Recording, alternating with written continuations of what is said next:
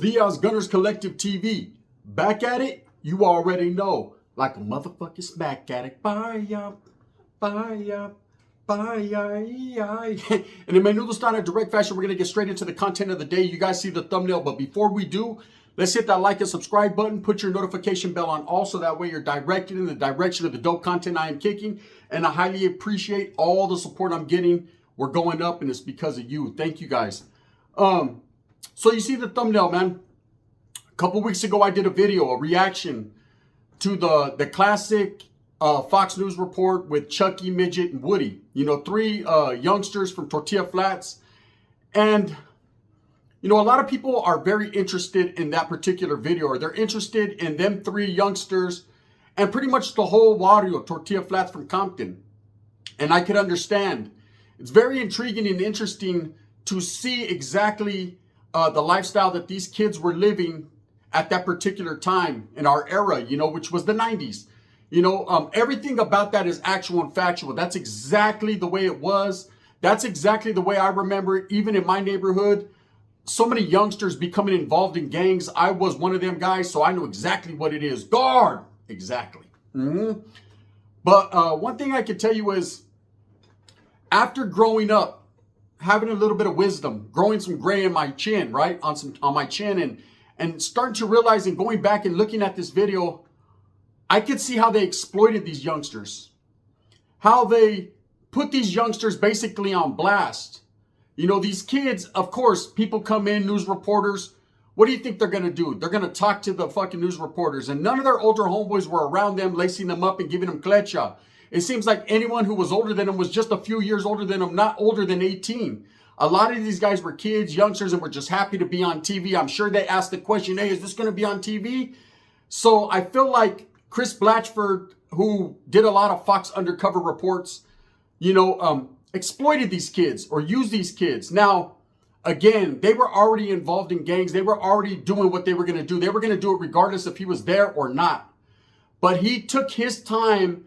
And this news, this big outlet news media chose, I believe, to exploit these kids, to put their basically neighborhood on blast, to put some of the things that they were doing on blast. I mean, it even showed them getting apprehended by police, getting snatched up at parties, raids. Reggie White, the cop, was there, you know, Compton Police, old school Compton PD that's no longer there. And I'm sure they didn't get these kids, because these were kids. They didn't get their sign off, right? They didn't get their yes or no from their parents. They didn't get the permission. You know, they just pretty much went up in a barrio, seen any type of barrio, and try to make it look as bad as they possibly can. Now, that's just the way the barrio was. No ghetto hood barrio, especially in the 80s or 90s, was pretty, okay? It wasn't a fantastic area. It was a poverty-stricken area, and these guys knew this.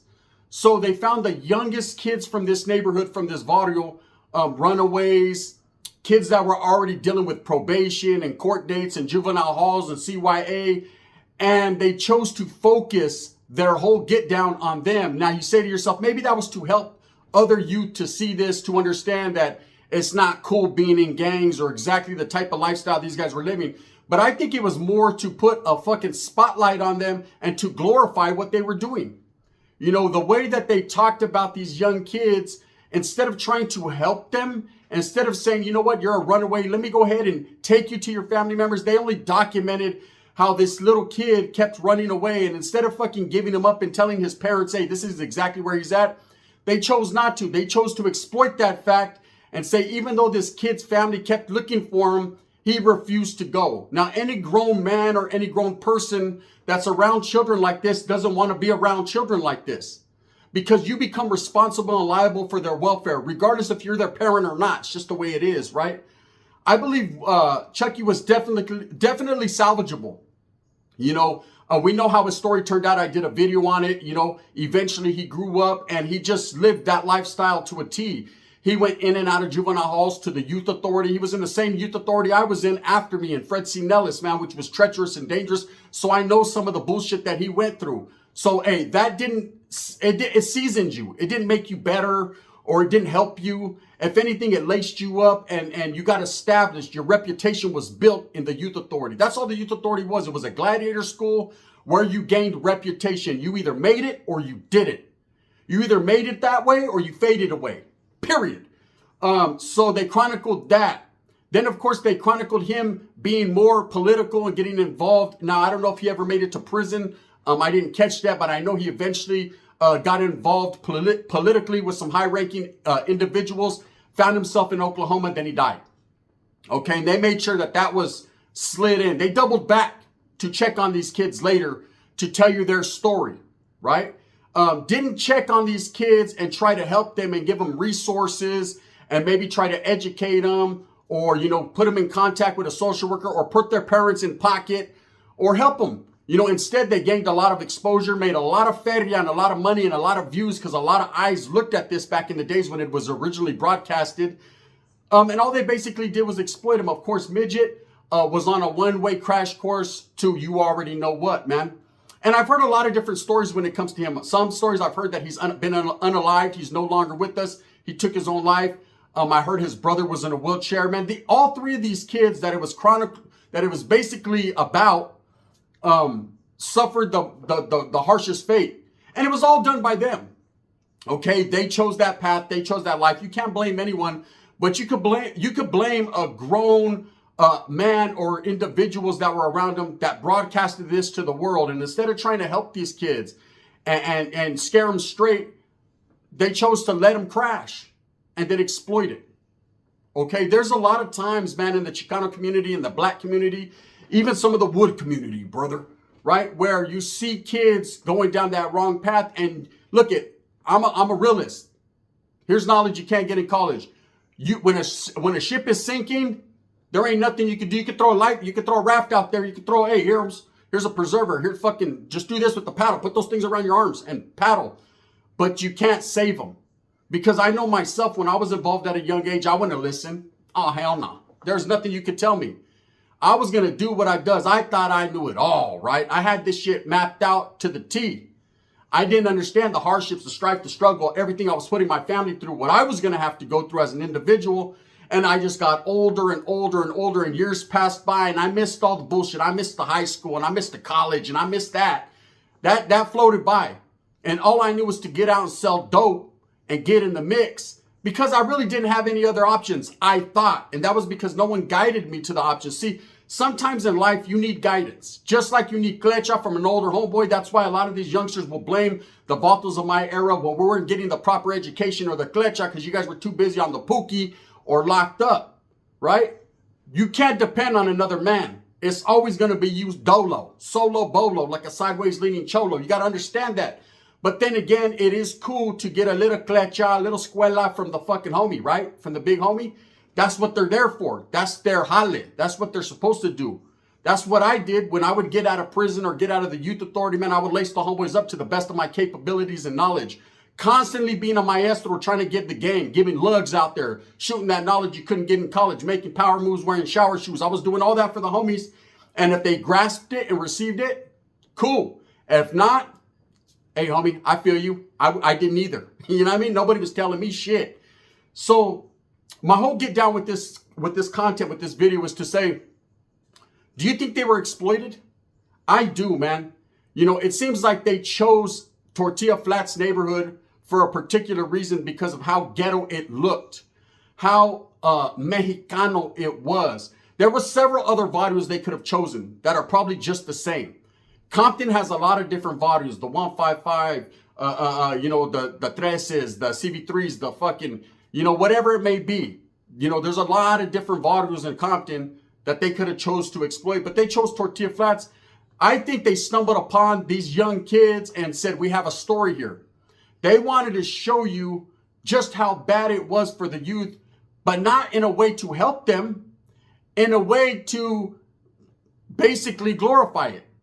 You know, when you see these as an investigative reporter, okay, it's not your job to be their parent. They have parents, I understand. But if you as a grown man see young kids that don't even know how to shoot guns with guns in their hands, aren't you culpable to say, hey, not call the placas. You don't have to be a rata and do all that. But you could say, baboso, give me that fucking gun, homie. I'm nervous around you. You might shoot me. You don't know what the fuck you're doing. You got all kinds of paint all over your hands and shit. So I don't know what you've been sniffing. Give me that gun. Let me go ahead and hold that right here. And let's do this interview. Did they ever get permission from these parents? A parent that couldn't even control their own children. Okay, and I don't blame the parents in this situation. I know it all starts from the household. It all starts from within. This is what I tell people, man. People are like, I can't control my kid. I don't know what the fuck they're at. What do you mean you don't know where your kid's at? It's because half the time you're in the spoon and you don't know where you're at. You know, I understand when it's a woman with children, the man is out of the situation, whether he left her or he's incarcerated, because that seems to be all our stories back in the days. I know my jefito was in and out of prison. So, you know, I didn't have that father figure, and I did turn towards the streets, not for a father figure, but because I wanted to. Straight up. And it looked like Chuckie, he had a lot of different things going on. You know, he was abused in his neighborhood by a family friend, by a vecino, a neighbor. His mother wasn't able to control him because she had other children to watch after. You know, now I'm not going to sit here and call his mother lazy or she didn't take the initiative to do it. She sure was on camera and got her time to shine. You know, did she give these guys permission to chronicle her son's life?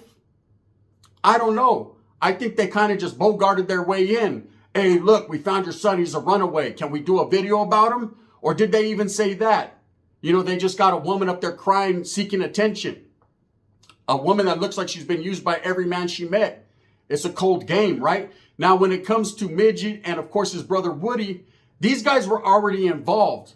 And I think they pinpointed Midget because of his tenacity to be doggish, right? He was a little psychopath. You could already tell that Volta didn't care. That Volta had already given up. Nobody wanted to help him. His jefita tried. You know, she cried that night. She tried, but he was too close to the proximity of a gang. See, when you're stuck right in the middle, in the vortex, homie, right in the middle of the barrio, it's hard to shake it. You know, there's Voltas that want to fall back, that want to change and want to do different things. Like I did the video the other day about the Volta from Florencia at 11 years old. He got involved heavily into the barrio and his parents weren't always there. They were too busy going at it with each other, tripping on each other, that he never really got a chance, you know, at that type of life. So he turned to the streets. But once he had a child, he realized there was now someone dependent upon him. And so he decided to join the armed forces, the Navy, and ultimately he changed his whole life. Did his homeboys look at him like he was a DO, a dropout, a fallback, or whatever? Nah, they were happy that he was able to change his life. And I don't think he cared, to be honest with you. I think he grew up out of that. See, there are a lot of people that grow up out of the mix, man, and they fall back on YouTube and they say, you know what, damn, bro. You won't see them say, fuck, hey, I want to go back. You'll hear every person say, damn, bro, I grew up. I learned my lesson. That shit was crazy. It was fun and shit, but fuck that. I like what I'm doing now better. Okay? This guy, Midget, Woody, and Chuckie. Chuckie's passed away. Midget's gone, and now Woody's in a wheelchair. Look at how their lives turned out. Do you think that this Fox News network helped this family out?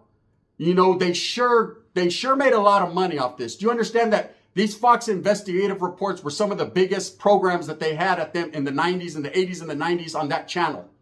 Okay, everybody tuned in because basically this guy, Chris Blatchford, was exploiting or telling you the underground, basically the rules and regulations to the streets. What was going on in the streets? And of course, even myself and you guys, that's why you watch my channel. You guys kind of want to get a feel for what happens in the streets, the gangs, the prison politics, things of that nature. I understand it's intriguing. It's definitely interesting. I watch a lot of channels because I'm interested in the content. But at the same time, I'm of an understanding and wise enough to know, man, there's a difference between exploiting it and putting a fucking spotlight on it rather than just telling the story to deter people from making the same mistakes you did. However you want to take it, man. I'm not here to push anyone away, but I'm here to hopefully help you to push yourself away, if you feel what I'm saying, right? And that's what it is. No poisonous intentions. I'm not trying to fucking be that local hero out there to make all raza and all the youngsters fucking realize that the gang is not the way to go. If that's your path, homie, and it's going to work for you, then it's going to work for you. It didn't work for me. That's all I can say. I feel sorry for these three kids, man. They're grown adults now. Well, at least two of them, or one of them is, and he's in a wheelchair. You know, I think that these types of programs where you chronicle what these kids are into and then you go back later and see how their lives turned out, I think part of the deal should have been, look, we're going to tell your story. We're going to talk about what you're involved in. But at the same time, we're going to try to help you. We want to change your life. See, I like the feel-good stories. The stories where at the end, the kid goes to the Navy and changes his life. Aren't those the good ones? The ones where they lose their lives and end up in prison doing life and cutting fucking, people with fucking razor blades under their eyelids. I'm still trying to figure out how Midget did that shit. That's some gangster shit, right? I've had homeboys that actually went to court, found out that their co-defendant was telling, got off on their co-defendant, booked them, hooped something, got with it, or fucking felt some type of way about their lawyer, like they were being misrepresented or not being represented by the public pretender, and chose to choke a motherfucker a little bit, right? Shit happens. But I've always wondered, like, God dang, Midget, a razor blade under the eye? This vato was low to the brain and saying every day, all day at CBK, right? He was really with that program. But I still think that this newscast exploited these guys and should have took the time to maybe facilitate some type of help. It's not anybody's responsibility to help another person, but it definitely is a good look, especially when you're a big multi-million dollar fucking conglomerate type news media broadcasting station. You have enough funds. You're going to make enough funds off people watching you and building your analytics up to maybe take these people and change their lives. Help them instead of chronicling their demise like a motherfucker, right? Coming back years later, and this is what happened to Chuckie. He got killed in Oklahoma. And Midget's cutting people up with fucking razor blades under his eyelid. And Woody's in a wheelchair, right? Instead of doing that and reporting that back to the people, why not report subsequently, since this, we were able to convince Chuckie to go home or move to Texas with his family. And now he's a college graduate, man, and he's a youth counselor helping people.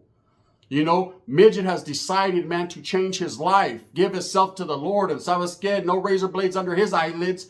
And of course, Chuckie and Woody's still walking around, man.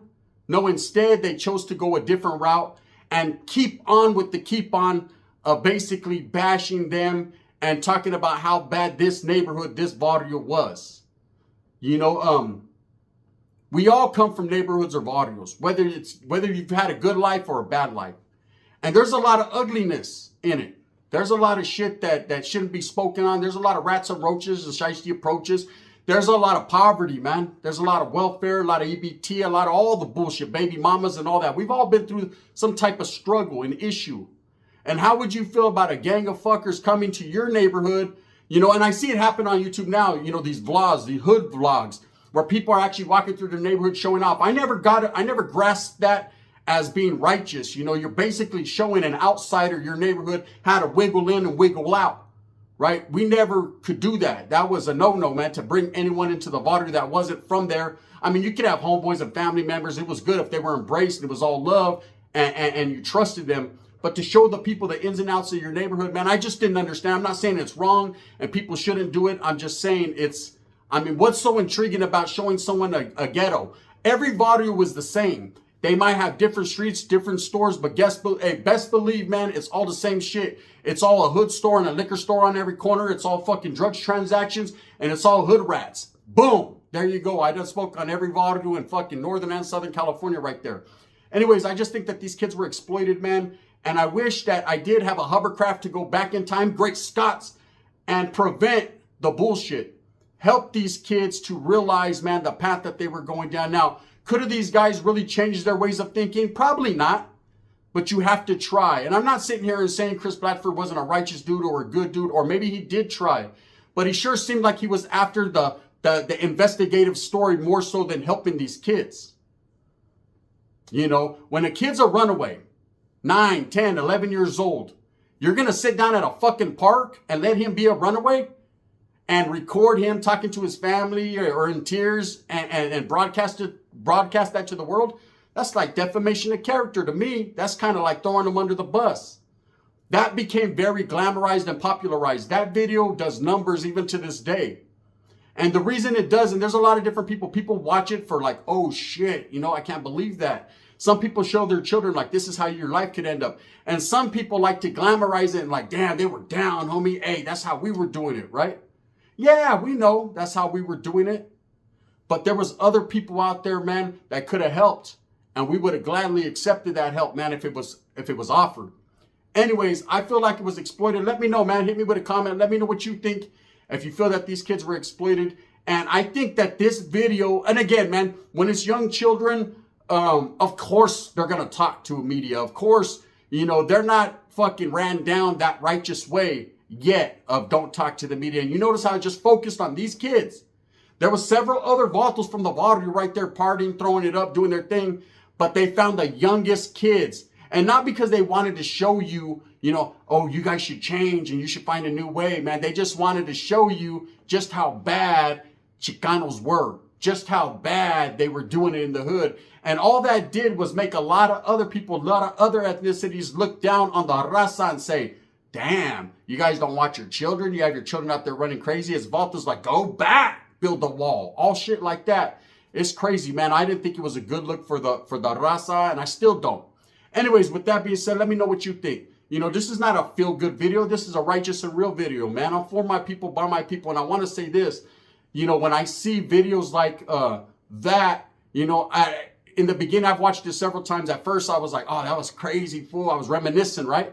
And then when my adult side kicked in, because I'm on man energy, when that jumped in, right, and kicked in, I realized, damn, they were exploiting these little vatos. No permission slips, nada. You got to get a permission slip to go to the zoo at school for a field trip. But you ain't got to get a permission slip to talk to Chris Blatchford, man, so they can fucking run your mascot out all over the world, man, and show people just how bad Compton, the streets are, the barrio is, and how these little youngsters, man, are just on a one-way ticket to fucking nada, right? Just doesn't make no sense. With that being said, I hope that you move smooth with a purpose. Get everything that you want coming. And remember, at the end of the day, it's all about the strive, the struggle, the strive.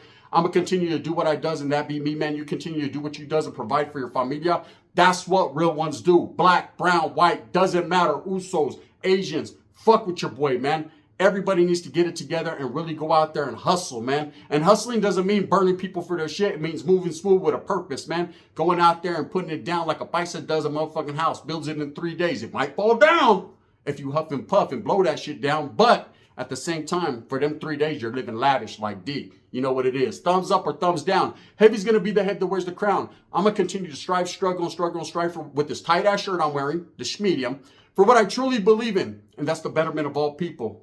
Leave me a comment. What do you think? Bang, bang.